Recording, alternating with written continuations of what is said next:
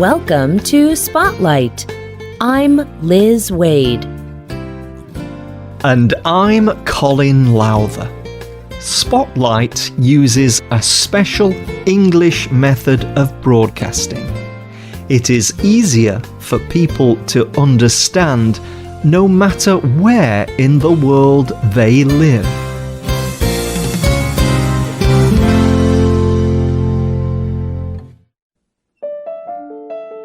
Once I knew only darkness and stillness.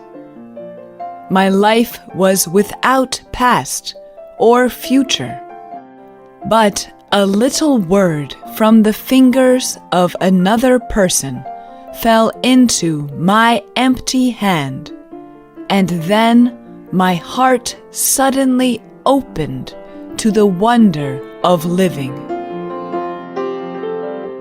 Helen Adams Keller wrote these hopeful words. Her childhood was dark and silent, yet she became an encouraging writer and teacher for many people. Today's spotlight is on the writer and educator Helen Keller. Helen Keller was born in 1880 in the United States. She was a healthy baby, but Helen became very sick when she was 1.5 years old.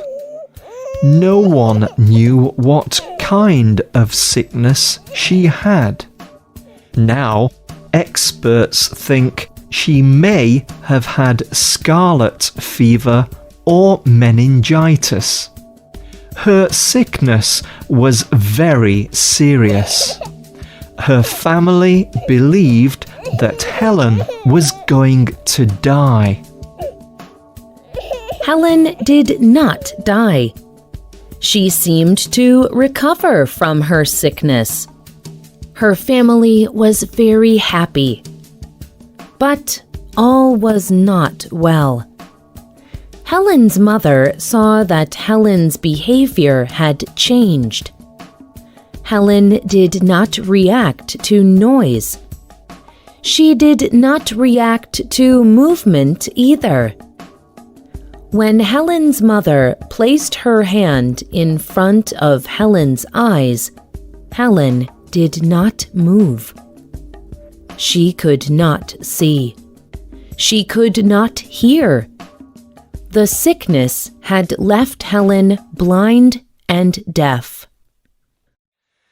Life for Helen and her family was difficult. Helen became a troublesome child. She smashed things in the house. She was angry. She was intelligent, but she had no way to communicate. By the time she was 6 years old, Helen's family needed a new way to help her. They travelled to an institute for the blind. Doctors there said that Helen would never see or hear again. But the director of the institute told them not to lose hope. He said that Helen could learn. She only needed a teacher. This teacher was Anne Sullivan. Anne was a 20-year-old student at the Institute for the Blind. Anne had lost most of her eyesight at the age of 5. At the Institute for the Blind, she had operations on her eyes. Then she could see better. Anne went to live with the Keller family as Helen's teacher. Later, Helen wrote, "Alone, we can do so little. Together, we can do so much. walking with a friend in the dark is better than walking alone in the light. Anne changed Helen's life. She showed Helen love and support. Helen began to trust Anne. Soon, Helen's behaviour improved. Anne also began to teach Helen words. Anne used her finger to write the letters of words on Helen's hand. Helen repeated the finger movements, but she did not understand the meaning of the letters and words. Then, a small event changed Helen forever. One day, Helen and Anne were walking outside. They passed a water well. Anne took Helen's hands. On one hand, she wrote the letters W-A-T-E-R.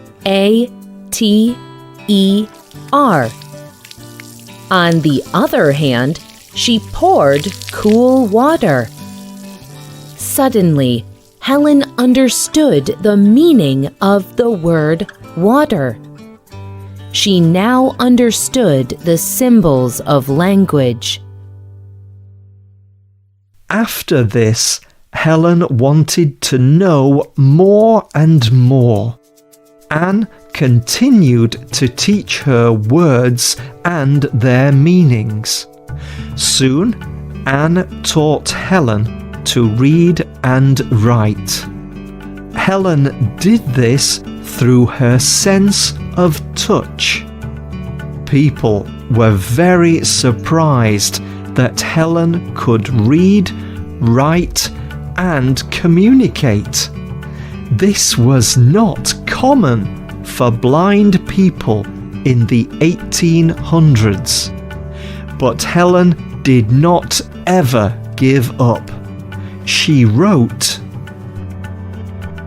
When we do the best we can, we never know what miracle is made in our life or in the life of another.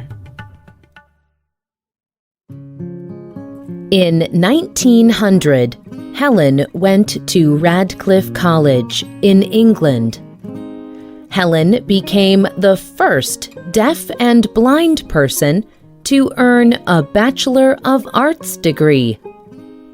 At college, Helen also began to write about her life. Helen wrote many books.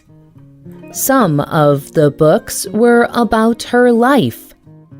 Other books were about her Christian faith. Much of her writing was political. Helen Keller saw that many blind people lived in poor conditions. Blind people did not get a good education. But Helen showed that it is possible for blind people to live happy, productive lives. She wrote, The public must learn that the blind man has a mind that can be educated. He has a hand that can be trained. He has dreams that are right for him to work towards. Helen was also very interested in justice for blind people in other countries. She traveled to 40 countries around the world. She gave speeches and brought hope to many people. The communities that Helen Keller visited increased their efforts for blind people. Helen did not only work for justice for blind people. She did not like injustice of any kind.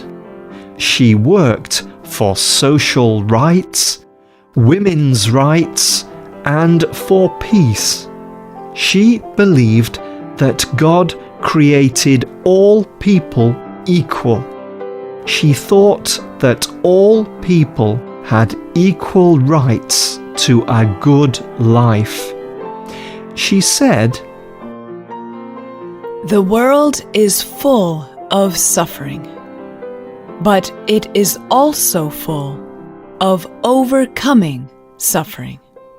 I am only one, but still I am one. I cannot do everything, but still I can do something." Helen Keller kept writing and giving speeches until she was an old woman. She won many awards and knew many famous people. But after she turned 80, Helen had some health problems. She moved back to her home and lived simply.